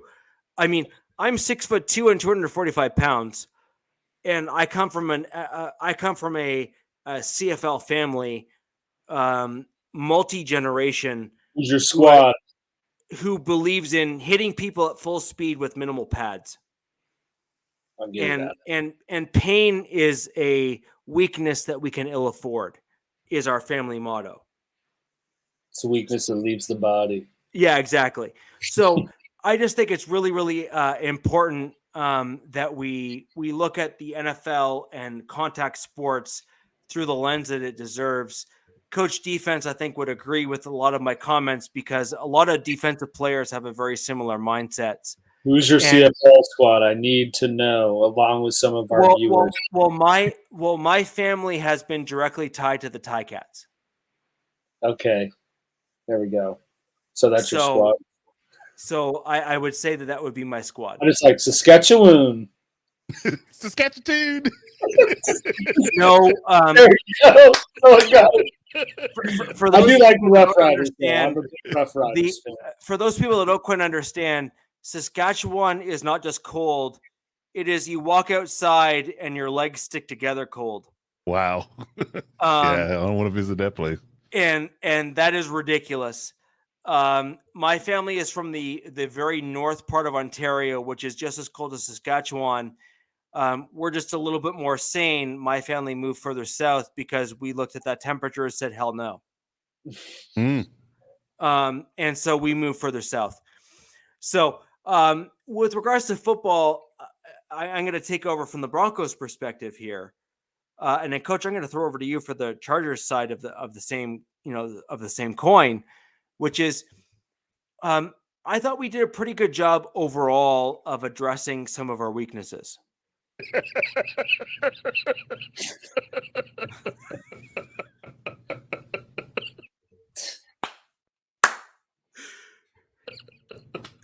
That is great. Oh man, yes, that's great. That is great. Oh man. I assume you mean only in the wintertime. Right, exactly. It's about 90 degrees Fahrenheit here right now. There you go. And I'm Canadian, but I deal with so many Americans that I have to be able to do the conversion very quickly in my head. Mm-hmm. But the point well taken. No, with regards to just general football decisions and what we have from what we saw from the initial 53-man and what we brought back currently on the the practice squad. The Broncos. I'm not gonna put that up there, but that's inside hilarious. Linebacker position. Yeah, we really do. I agree. I definitely agree with that. What we saw in the preseason was an exploitation of our inside linebackers. And if you don't believe me, please go back and look at our preseason tape from the Denver Broncos. Other teams were attacking us both in the pass game and the run game, where we would have pass catchers and running backs and tight ends, et cetera, make it to that second level and then make plays. That was an issue for us. And that means that other teams do not respect our inside linebacker position group. We need to get better at that position group. The other thing that we need to start doing is playing guys in better positions for what they're better suited. Wazirike, Henningsen, and a few other guys are better suited at the nose tackle or heavy sets when we're doing the defensive end position to try and do run stuffing. And we did not do a good job at doing that in the preseason, and teams exploited that. We saw large gashes and runs in the preseason. We really need Evero to make those adjustments for the regular season so that we do not end up in, similar positions or worse positions. Because at least Fangio, as much as Broncos fans would like to slag on him for his record for the Broncos, he really did make adjustments quickly and was a defensive genius and is a defensive genius at the NFL level when it comes to defensive schemes. So he masked a lot of our weaknesses in the previous 2 seasons. We need to have better player personnel at those inside linebacker and defensive tackle positions to put pressure on the quarterback and prevent those runs up the gut. Preseason really showcased our weaknesses there. We need to fix that this year. Aside from that, wide receiver, I think we're quite deep at for the Denver Broncos. I think we can really backfill that spot. And tight end, I think we have an embarrassment of riches, rather. I think we've got some UDFAs that are top tier on other teams. I think we have Saubert, who will embarrass the Chiefs in particular. Wow. That should have been the bet. That'll be it. If he catches that touchdown on the Chiefs, that's gonna really be it. If he catches that touchdown with a jersey on the Chiefs, that's really gonna be it. Rich is gonna lose his mind if he catches it on the Chiefs. I'm telling you right now. No, I'm not gonna lie. Saubert, since he joined the Denver Broncos, has really impressed me. He really truly has, and I think that what you're seeing from him is that hybrid tight end role. I looked up his career stats one time though, so I think I need at some point. You can get his career stats all you want, but the problem with career stats is that you have to be used properly. Well, yeah. So you have the benefit of Andy Reid, who is an offensive genius and basically tells other people to, where to go and how fast to get there. Whereas other teams have not been as fortunate to have offensive-minded head coaches. I think this year is the Broncos' chance to have an offensive-minded head coach coupled with an offensive coordinator who gels well with the head coach as well. Also, to answer Tom's question here, it's been a while since the Broncos beat the Chiefs, Tom.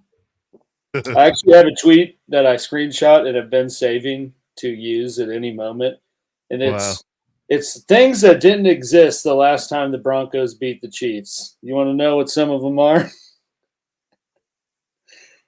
We got TikTok, Stranger Things, White Claws, the iPhone 7, Disney Plus, any of Tom Holland's Spider-Mans, Fortnite, or any of the Star Wars sequel trilogy.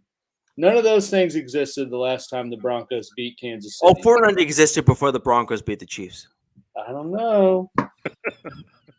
That just shows your lack of depth of Tom human said history. The internet. Yeah. And Mr. Givens, Google is a thing.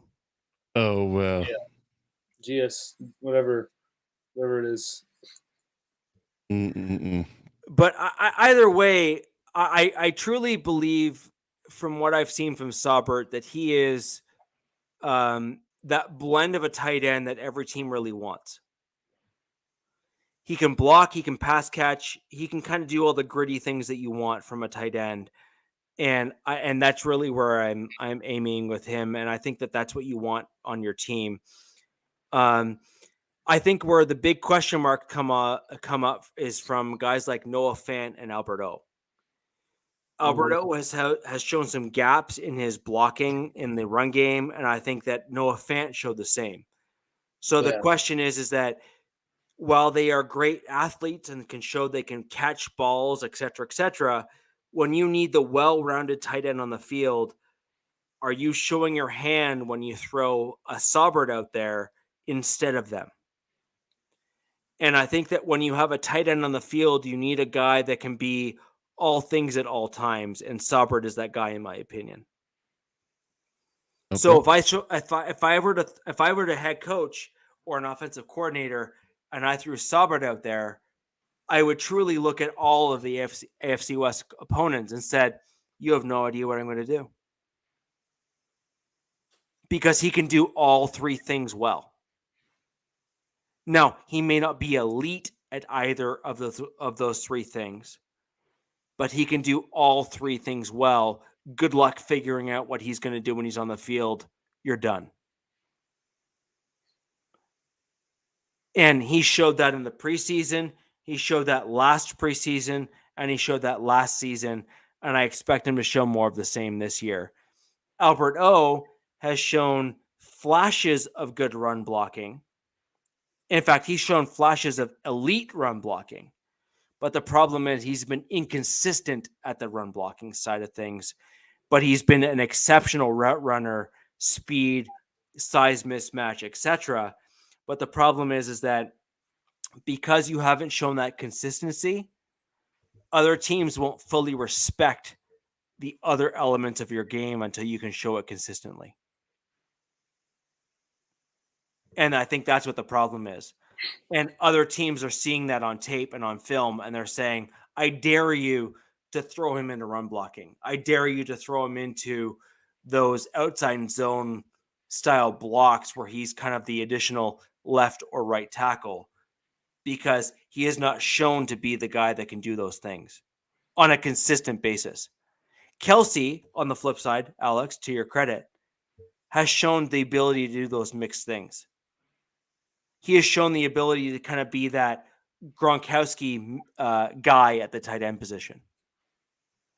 Saubert, in the same coin, has also shown to be that guy that can do those three phases of the tight end game. So that's where I'm coming from when I make the comments that I do. So by and large, I think we've had a pretty good show tonight. We've covered the gamut. But before we go, I want to hear from you, Coach. Where do you think the Chargers need to improve in their 53? I would say, well, clearly ain't running back. We can say that with 4 running backs on the roster. Still shaking my head on more than that. But again, maybe Lombardi has something up his sleeve that we haven't seen as far as the run game is concerned. But I would say for sure, I would think that I would say wide receiver. I'm still on the wide receiver bandwagon. Wide receiver, quick returner. That vein. Yeah, that vein. You could always load up on more wide receivers, you know. I mean, I was really hoping Darius Slayton would get cut from New York. Oh, from the Giants? Yeah. So yeah, a guy like a Michael Bandy who is a kick returner and a wide receiver. You know, he can be used in multiple facets. I think that's the main position I think of need we would have, because that's probably the thinnest position we have from a roster perspective. And of course, I don't like my backup quarterbacks, but yet again, I'm just praying that Justin never get hurt. You know, he gets to hang now. It's a whole different ball game when it comes to the Chargers. But yeah, outside of that, I think we're pretty solid. We're really deep at corner. We're 2 deep at safety. We're 6 deep at linebacker. We're 6 deep at D line. We're not. You say a linebacker. There's multiple positions. Excuse me. I'm sorry. Inside linebacker, we're 6 deep, and we're 4 deep at outside linebacker. Okay. All right. And then we're 9 deep at O-line, 4 deep at running back, 3 deep at quarterback. So we got 1 fullback in Xander Horvath. They said it's time. It's the Xander. We're now entering the Xander zone. That's what my guys on Twitter says. We're entering the Xander zone now. We'll see. Yeah, so it's more the coach. Yeah, okay. Does he have the raspy voice? Who? Xander. Oh, I don't know. I actually had him talk. I actually never heard him talk, so I'm not sure. Because I am Groot. Then you have not entered the Xanders. Well, yeah, we'll see. We'll see. But yeah, I mean, outside of that, I think we're pretty solid. Yeah, Bloodbath Horvath. That's it. Bloodbath Horvath. But yeah, outside of that, I think just another receiver. Because it is a passing league. And if you take one nick to one receiver for a couple of weeks, you're definitely up against if you want to do certain things on offense. So I would say that's probably the only thing. So, Coach, I'm going to kick you off on G.A. Patrick's question here. This is a really interesting one. This has been brought up on several of our shows. Mm-hmm. I don't mean like one or two. I mean probably like 5 or 6. Yeah, it might have been like every show in the last month or two, right? Yeah. Right. Yeah. And so I haven't done the math. Me neither, but I don't think I honestly truly don't think it's possible. I've never seen it becoming close to being possible. So the closest I've seen to this is like 5 or 6 years ago where we had three AFC West teams make the playoffs. Right. I don't know if it's possible for 4 to make it. I don't think it's mathematically possible, but I think because the divisional winners have to have one in. I think that ruins it. Because if you had best record from top to bottom, you took the best 7. It doesn't matter for a division. Yeah, you can get 4 in. But I think that if it's because of just sheer divisional people getting first, the first 4 are divisional winners, and the next 3 are wild cards. I just don't think it's mathematically possible because somebody in the AFC South who probably don't deserve to go is going to take up a playoff spot in the AFC playoffs. So I think that's the only thing that's going to kill it. No, and so it is possible. I did look that up. But it is possible. But a lot has to happen. A lot. Like everybody has to be bad outside of one team. Like the Bengals have to regress to where they were like 5 years ago, right? Yeah. Every team would have to be like 2-16. Trash. Right, exactly. So I think that's unrealistic, but I think that there is a legitimate possibility, especially with the pass rush and assuming we don't have major injuries in the FC West, where you could well see 3. I think 3 is a good possibility. And I think that when you see, I mean, there's been some comments made on mainstream media where, and I don't disagree with it, where it's possible that this is the best quarterback division ever in football. Oh yeah. That's ever. That's hard. That's find somebody else to debate about that one. I agree with that completely. Ever. Ever in football. Yeah. Never had. I can't recall a time where every team in the division has someone who is a for sure lock in the top 10 of QBs in the league. Maybe even top 5. Maybe. Well, right now you have an up and coming guy in Herbert who's probably within the top 5 to 10. You have Russell Wilson who's likely a lock at Hall of Fame. Like, in terms of what he's done in the NFL in terms of his stats. Oh yeah. You have Patrick Mahomes who is all but a first round lock in terms of Hall of Fame, even now, based on what he's done in the NFL. I think a little early to call that. I had to be real about it. But if he's on a trajectory that he's on now, definitely. No.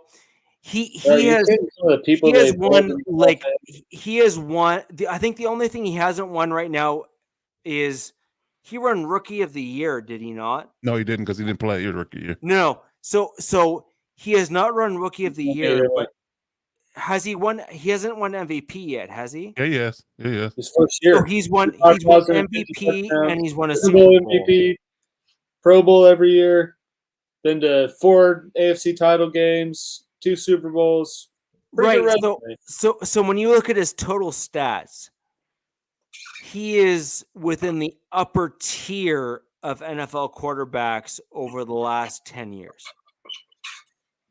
Yeah, no question. I mean, a certifiable baller. That's for sure. Yes. Oh no, So- no, I'm not saying that, but I just think it's a little early to wave the Hall of Fame flag when he only played 5 years?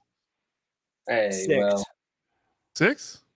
this is Nah. 2017 was his first year starting.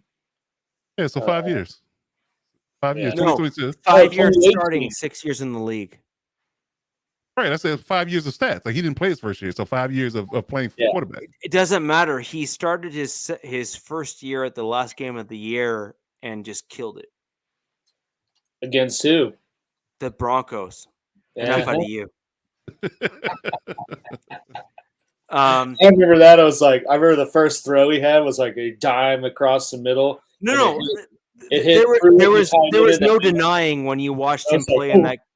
No, there was no denying when you saw him play in that game that he was a special talent. Yeah. That there just really wasn't. But the point that I'm making here, and what I'm kind of saying, is that you have Patrick Mahomes, who is likely a first ballot Hall of Famer. You have Russell Wilson, who is probably a first ballot Hall of Famer.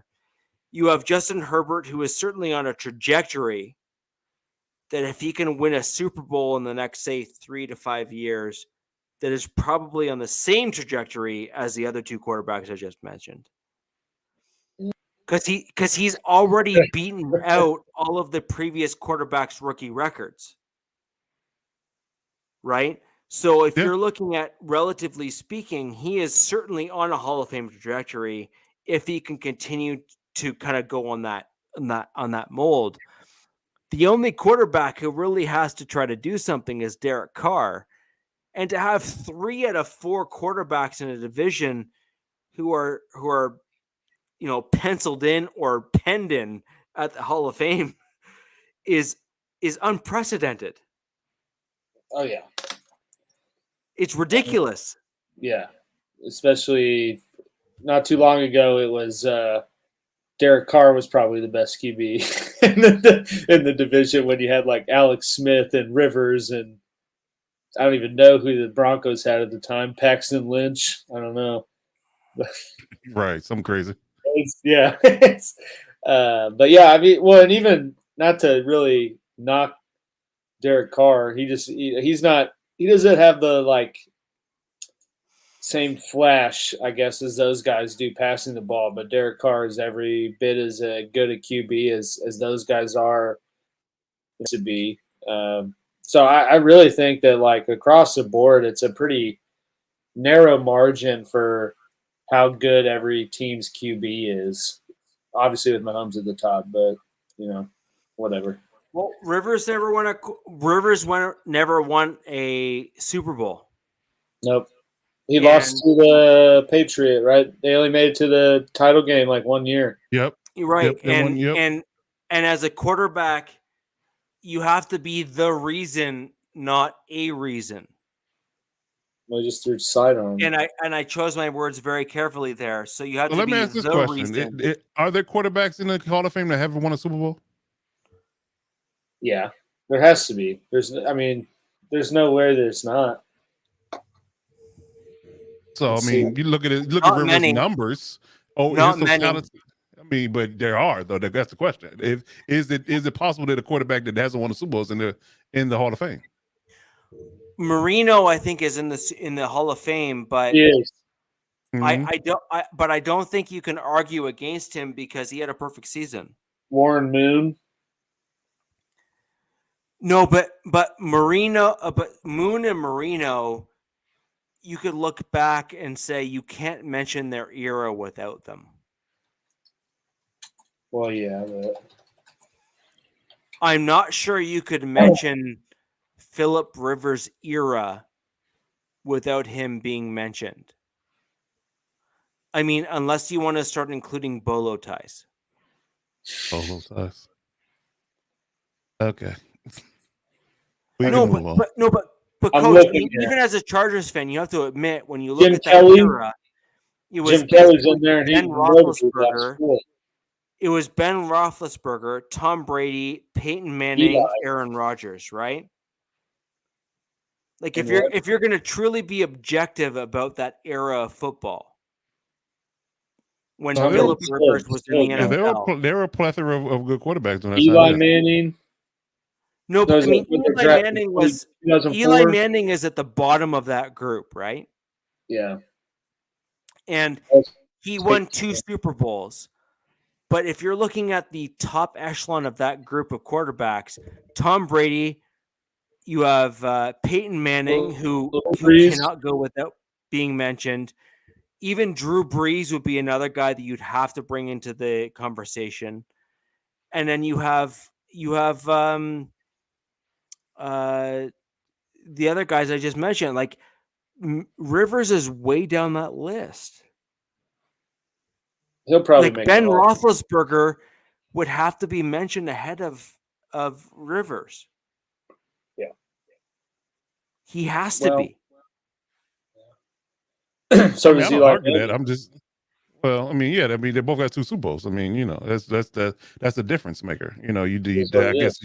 Right, you know, and I'm not saying that I don't think that Rivers has a claim. I'm saying that you have to look at the overall circumstances. And Rivers was never the reason. He was never the reason why you won, and he was never the reason why you lost. I wouldn't say that. I wouldn't say that. No, I mean, but again, I don't want to nitpick and drag this on. I'm just saying that I think Philip Rivers gets a lot of disrespect that's unwarranted. I'll leave it at that. I'll leave it at that.